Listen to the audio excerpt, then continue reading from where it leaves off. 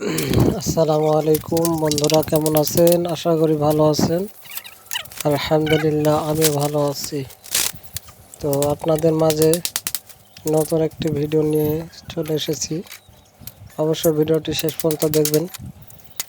বারান্দা কিন্তু তৈরি করতেছি, নিচে নিচে বারান্দা তৈরি করে তারপর সেট করে দেবো। অবশ্যই ভিডিও শেষ পর্যন্ত দেখবেন। ভিডিওর মাঝে অনেক তথ্য পাবেন আপনারা। আর বিশেষ করে অনেক লোক যারা আছে, অনেক বড় ভাইরা আছে, তারা হচ্ছে এই সাধারণ বিষয় হচ্ছে কয়েকটি ৫-৭টা বা 10টা টিনের বারান্দা করতে গেলেও একটা মিস্ত্রির প্রয়োজন হয়। তো আপনারা যদি এই টেকনিকগুলো অবলম্বন করতে পারেন তাহলে আর মিস্ত্রির প্রয়োজন হবে না। আপনারা নিচে অনায়াসেই বারান্দাটা তৈরি করে তারপরে বারান্দাটা খুঁটির উপরে সেট করে দিতে পারবেন। হ্যাঁ, আমি ফ্রেমটা করা শেষ, এখন টিন মারা শুরু করেছি। টিনটা মারতেছি। এটা হচ্ছে 10 ফিট টিন। যে বারান্দাটা দেখতেছেন আপনারা, বারান্দায় হচ্ছে tin 7 piece, 7 piece tin. 7 piece টিনে হয় নাই, পরে পুরাতন টিন একটু দিতে হয়েছিল।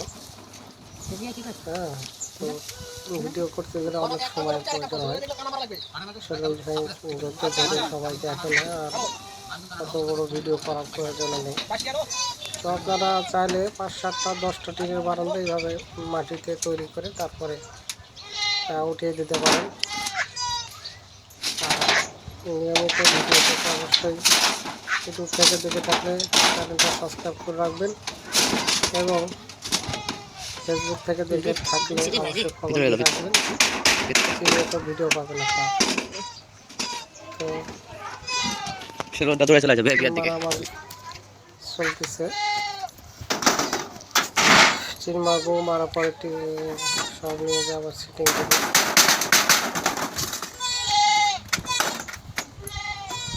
তো 10 ফুট তো একটু স্কুপ বেশি মারতেছি।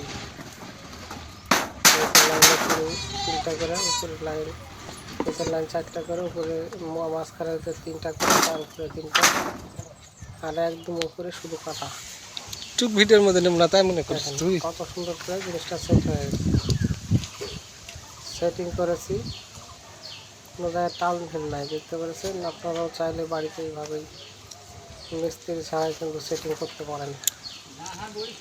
মিস্ত্রি ছাড়া সেটিং করবেন, তাহলে সুন্দরভাবে কাজগুলো হয়ে যাবে। অবশ্য ভিডিও শেষ পর্যন্ত দেখবেন।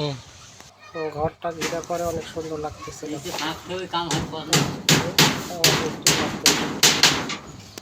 ধন্যবাদ, সঙ্গে থাকুন। যদি মনে করেন আমি একটু দেখুন না, তাও কিছু না।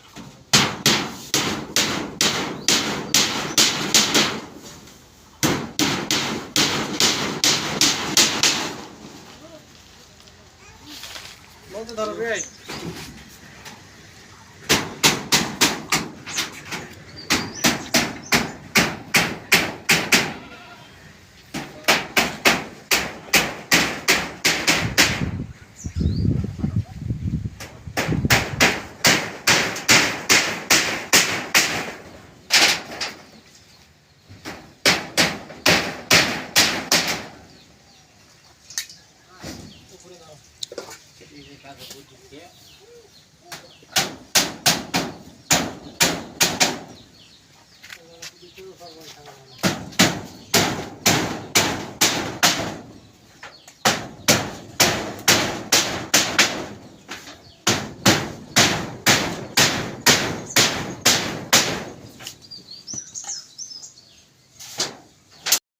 হ্যাঁ হ্যাঁ, নামাজ পড়ে তারপরে চলে যাবে।